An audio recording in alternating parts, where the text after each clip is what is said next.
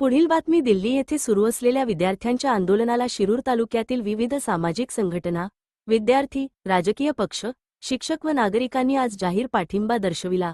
आंदोलनादरम्यान विद्यार्थ्यांवर झालेल्या कथित लाठीचार्जचा सर्व उपस्थितांनी तीव्र शब्दांत निषेध व्यक्त केला।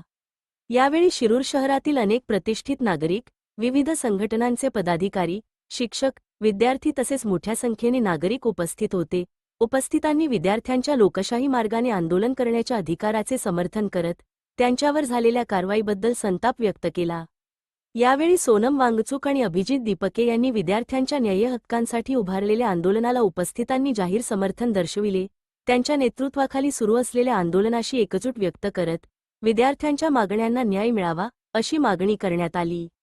वक्त्यांनी विद्यार्थ्यांवरील लाठीचार्जची निष्पक्ष चौकशी करून संबंधितांवर योग्य कारवाई करावी, तसेच विद्यार्थ्यांच्या मागण्यांकडे शासनाने सकारात्मक दृष्टीने पाहावे अशी मागणी केली।